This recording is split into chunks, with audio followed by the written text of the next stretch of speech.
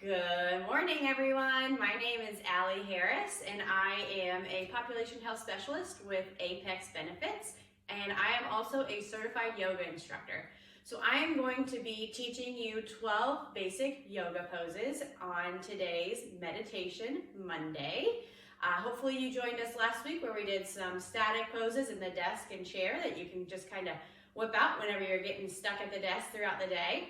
Today we'll be doing more 6 standing poses and 6 seated poses. And then next week we're going to combine all of these into more of a yoga flow. So hopefully we get the kind of foundational poses down today, and then we'll be able to advance that a little bit next week. So we're going to start today with a standing pose called mountain pose. This is a very basic yoga pose that you can practice any sort of deep breathing in. So this is mountain pose. So for mountain pose, I am going to take my feet wide on my mat, spread my toes out, and get a really good solid foundation underneath me. I'm going to engage my leg muscles, making sure that those are strong and tight. I'm going to tuck my tailbone, and I'm going to roll my shoulders back, opening my palms to the front of the room. This is mountain pose. My head is standing tall. It's like I have a string pulled up to the ceiling, really pulling me as tall as I can be. From here, we're going to practice some breathing. We're going to inhale and lift your arms up, reaching up high. Exhale as you bring your arms down. Go ahead and inhale them back up, stretching tall, exhaling down. We'll do a couple more. Inhaling up. Close your eyes if that feels good. Exhale down. Inhaling up. Exhaling down. Bring it back to mountain pose, rolling those shoulders back, palms facing the front, long, strong legs. And that's mountain pose for you. The next pose we're going to work on is called Warrior Two. So from here, what I'm going to do is move my hips out wide. My toes start facing forward. For Warrior Two, I'm going to keep my right toes facing forward. So just pick a side and do whichever side. We'll always go to the opposite side as well. So yoga, we need to keep everything balanced. So if I'm on my right and you're on your left, that's fine. We'll just switch it when we switch sides. So my right toes are facing forward. My left toes, I'm going to lift them up and I'm going to point them out to the side here. So my hips are still facing forward, and I'm going to bend into this left knee for Warrior Two. These right toes are still facing forward, and I'm going to leave my arms out wide to a letter T, strong wide fingertips, really engaging those muscles, and I'm bending into this left leg. If you need a little bit of a modification, shorten your stance a little bit and just don't go as deep. But if you can, take a wide stance and bend into this knee. I still see my left big toe on the inside of my knee. So I'm not having a real short stance where my knee's over my toes. I want to make sure that I can sink into it. You should feel this stretch in your legs. This pose is one that you have to hold, and you can really start to feel that body heating up. From here, we're going to do the opposite side. So now my left toes are facing forward. I'm going to lift my right toes to the opposite wall. My hips are still facing forward, bringing my arms into a T, and I'm sinking down into that hip. You can see that I kind of have to readjust my feet where it's comfortable. When I see my heel of my right foot and I draw a straight line back, I want it just about in the arch of this back foot. So really focus on your alignment and form here as we practice these foundational poses. Bending into that knee, trying to get as low as you can. See if you can even get this leg parallel to the ground. Warrior Two. The gaze, when you're in the pose, the arm that's out here with the bent leg, you want to just look over that middle finger. So gazing outside those fingers. Coming back up, we'll go to our third pose here called crescent lunge. So from here, we're going to get into it by turning to the side. I'm going to start by bending my left leg, and I'm going to take a step forward, and I'm going to walk or step my right one back. So from here, you can see my left foot is grounded, all toes in my heel are in, and I'm walking my left foot back, or my right foot back, and I'm on the toes here. So I have a bent knee that's forward, a long, strong leg behind me, and I'm lifting my arms up ahead of me. Straight spine, lifting tall, and if you need a modification, feel free to just drop that knee. Dropping to the knee, keeping this leg bent, lifting your arms to the ground, and trying to stay balanced. Like I said, we're always going to do everything on the opposite side so we can lift up. From here, another way to get in is just staying at the top of your mat, keeping my right leg bent. I'm going to take a long step backwards with my left foot, and I'm going to stay bent on my right. So I'm grounded in with my right foot, my left leg long and strong up on those toes, and I'm lifting my arms over my head. If I need a modification, I can come down to that knee, and I can lift my arms here. Tucking that hip and that pelvis, instead of having an arch in your lower back, I'm tucking that underneath me, and I'm lifting up. That really helps to protect that lower back. So coming back up from here, your crescent lunge is done. We're going to go back into a triangle pose. So another pose that it's good to kind of hold and get into place. We're going to get into it the same way we got into Warrior Two. So I start by taking my feet wide on my mat. Both of my feet are still facing forward. And from here, I'm going to start on my left side. So I'm picking up these toes, turning them to the outside. And instead of bending in like we did for Warrior Two, I'm going to keep both legs strong and straight. My arms are going to come out to a letter T, and I'm going to shift my weight forward.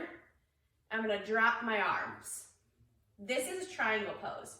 Now, if you need some support underneath you, feel free to grab a yoga block, some books, a stool, a chair, anything that you need to help support you. So if I needed a prop, I would put it right underneath me, and I'm going to pretend I have a yoga block. I'm going to place my hand on that yoga block, and I'm going to keep a tall, straight spine, middle section here, and I'm going to be making a triangle. So you can see a triangle from the ground and my legs, but also a triangle right here. I'm not bent over, and I'm not real tall like this. So I'm trying to make those triangles here. If you can make it even farther and touch the ground, it's a little bit more of an advanced pose. Taking a gaze up and looking at those fingers. We'll go ahead and go to the opposite side. So from here, I'm just going to bring these toes back forward. I'm going to shift these to the other side. Bringing my arms into a letter T, instead of bending into Warrior Two, I'm going to keep the legs straight, and I'm going to shift my weight forward, and I'm going to drop my arm to the ground here. If I have a block, I have my hand on the block. If I want a little bit of more of a stretch on my upper body, I can bind. So I'm taking this arm either back behind me. You can just kind of open that shoulder by putting it backwards, or you can reach through and grab onto that hip. Keeping your eyes up towards the ceiling, that really helps to open your upper body. Coming back up, we'll finish with our 6 standing poses. We've done 4, we're going to do 2 more, and these are going to be your balancing poses. So the first one that we're going to do is called dancer's pose. I'm going to show you one time from the front, and then on the opposite side, I'll turn to the side so you can see that as well. Dancer's pose, I'm going to ground my left foot into the ground, so with those wide toes, a good strong foundation and base, and I'm going to lift my right leg in the air. Now from here, I'm going to turn my palm out to the side, and I'm going to lift that leg up and try to grab it. If you need to grab a strap or a towel or anything to help get that foot, that's perfectly fine. From here, this could be your dancer's pose. You might need to stay just right here and try to balance. If you need a chair or a wall, feel free to move so that you can kind of help get that balance. Now, to advance the dancer's pose, you're going to put your left arm up in the air and you're going to start to kick that leg backwards. So I'm lifting my right leg in the air and I'm leaning forward. From here, I'm going to come back out and I'm coming down. So I'm going to do the opposite side, and I said I'll turn to the side here. So from the left side, if I'm going to do left side dancer's pose, I'm grounding my right foot into the ground. I'm lifting my left leg in the air. I'm opening my left palm out to the side, and I'm grabbing the inside of my foot. Standing tall. I'm lifting forward, and I'm lifting that foot behind my head. Leaning down as far as I can, and trying to slowly come out of the pose just like I got in. Sometimes we fall out, and that's perfectly fine. If you fall out pretty quickly, just hop back in and try to keep up with wherever we're at. The next standing pose we're going to do is tree pose. We're going to start with our left leg on the ground, and I'm going to lift my right leg in the air. Again, if you need to have something to help you balance, that's perfectly fine. I'm going to lift my right leg here. I'm bringing my hands to heart center, and you can put your foot down by your ankle, you can tap it on the ground, you can put it by your knee as long as you don't put too much pressure on that opposite side, or you can lift in the middle here. Bringing your hands to heart center, trying to stay balanced. This is tree pose. From here, we'll go ahead and release, and we'll do the opposite side. So I'm grounding my right foot in the ground, lifting my left toes, finding a place that's comfortable for you, and bringing those hands to heart center. Now, a challenge in this pose is to lift your arms over your head, out to a Y, or even behind your back and interlace to open up the front of that chest. And again, if you fall out, that's normal. Everybody falls. Just get back in and try to keep practicing. Slowly come out, just the same way that we came in. Now, we're going to transition from the floor from the standing series to the floor series. And a good way to do that is to learn downward facing dog. This is a really foundational, typical yoga pose you'll probably see in any class you go to. So the way I best describe it, it's an upside down V. So from here, if I'm on my mat, what I'm going to be doing is I'm going to be placing my arms out in front of me, and I'm going to be making a V with my body. So from here, if I need to bend my knees, I'll walk my hands out, and I'm going to take my feet back as far as I need to. And from here, I'm going to lift and push my upper body through my shoulders, looking at my toes, and I'm in an upside down V. Now, my heels are not on the ground. I have some pretty tight hamstrings. If yours are even tighter than mine, go ahead and bend your knees to push your upper body back.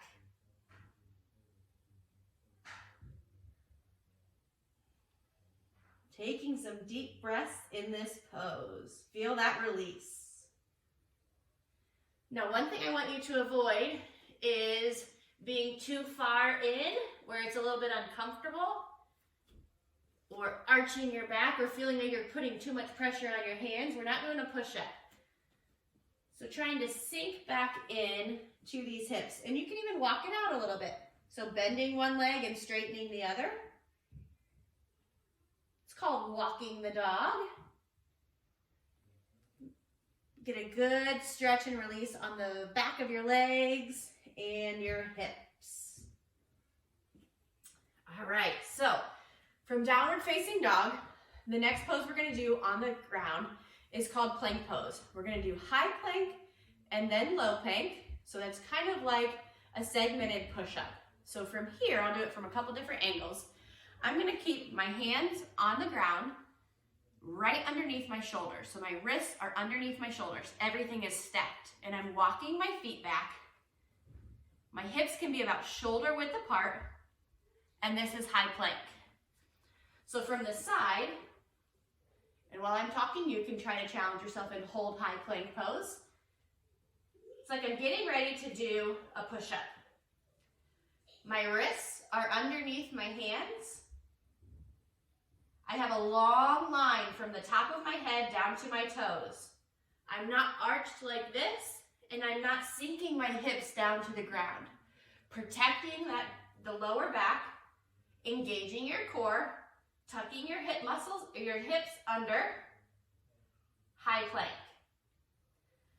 Now, going into low plank, come onto your forearms. You can grasp your hands in the middle if that's comfortable. Trying to keep your elbows underneath your shoulders.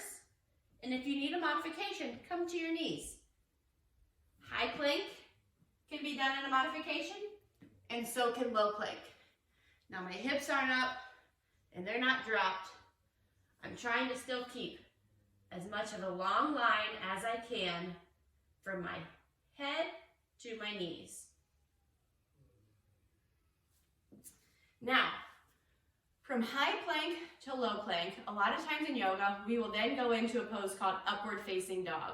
This gives us a really good stretch on the front of our body, our core muscles, our shoulders, and it really even feels good in the back. So what that's gonna look like is I'm in high plank, I come down to low plank, and I drop my hips, and I have my hands underneath my shoulders, and I push myself up. You might not be able to get this high. You might feel a really good stretch here in your back. So really what's comfortable to you, we just want to open up the front of that body. My arms aren't out wide. I'm not pushing up like this. A good foundational pose with my hands underneath my shoulders, out wide, pushing myself up, rolling my shoulders down instead of being crunched up by my ears, pushing and lifting your body. So from the side, upward facing dog looks like this. My hips are dropped, my feet are flat on the ground and they're touching, and I'm lifting with a tall spine. Okay, 2 more poses on the ground, and then I have a little fun bonus segment for you. The next one is called pigeon, half pigeon pose. We're gonna get into this from downward facing dog. We carry a lot of tension in our necks and our shoulders, but we also carry a lot of tension in our hips. So this is a pose that really kind of helps release those muscles along your hips. Now this is a pose also that you kind of have to hold for a while to really get a good release and stretch. So it's not one you can just do for 5 seconds and be done. The longer you can stay in this, the more comfortable it's gonna be. You kind of have to push past that little point where it gets really uncomfortable, sink into it, and sometimes it's actually even enjoyable. So I'm gonna do this pose from 2 sides again. I'm gonna go into downward facing dog, and I'm gonna start on my right side. So that means I lift my right foot, and I'm bringing my right knee over here to my right wrist. My right ankle comes either towards the middle point of my body. If I can get it up here to my other wrist, that's great. I'm not that flexible. So I sit down on this hip with a tall spine. And if we have those props, if you need to put something underneath this hip, you can sit on a yoga block, you can sit on a book, or you can just prop yourself up with your hands. Instead of just dropping your body, if that's comfortable and you feel a stretch, that's fine. But I want you to try to stay lifted on that hip. Tall spine, like I said, so that string is connected to the ceiling, really pulling you up. If you want to drop down into it, you can drop those elbows down here. And like I said, the longer you can stay in, the better. But for time today, I'm going to go ahead and keep moving. So we're going to do this on the opposite side, and I'll move around so you can see it. I'm going to do this on my left hip for that stretch. So I start in downward facing dog, lifting my left leg, bringing that left knee to my left wrist, and I'm walking that right leg back. So as you can see, that's strong and straight behind me. My left knee is up by my left wrist, and my hip's off the ground, which is okay. If I wanted to put a block there, I could, but this actually kind of feels good to me. So I'm gonna walk my elbows down. I'm gonna sink into that pose. The longer I can stay in here, the better.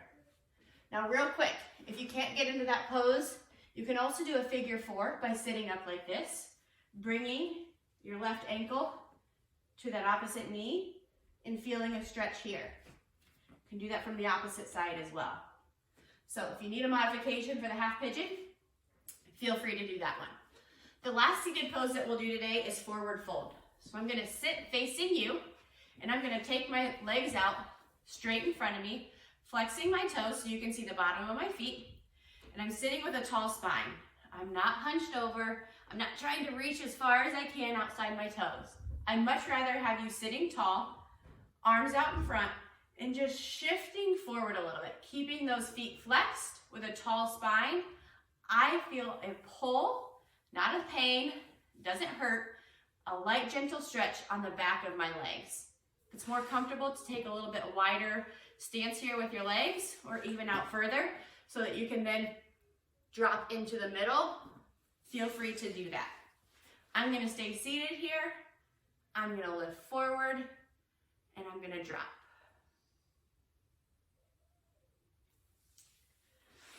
So that's 12 basic yoga poses. We did 6 standing up and 6 on the ground.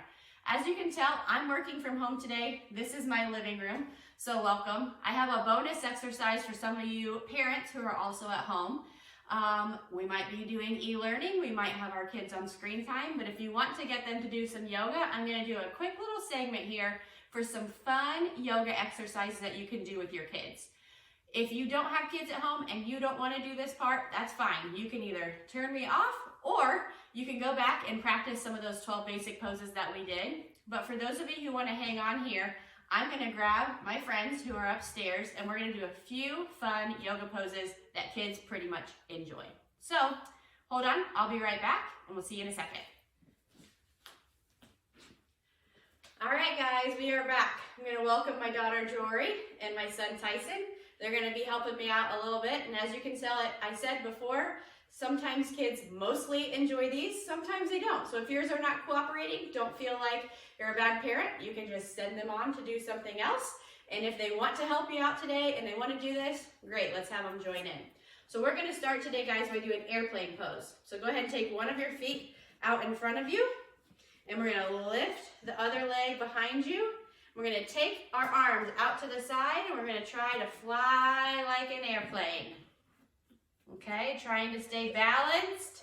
I've got a balance for 2 people here, so we're going to help. We're going to be partners, and we're going to do the opposite side. So take your other foot out in front of you, lifting up, taking off in that airplane, and we're trying to stay balanced.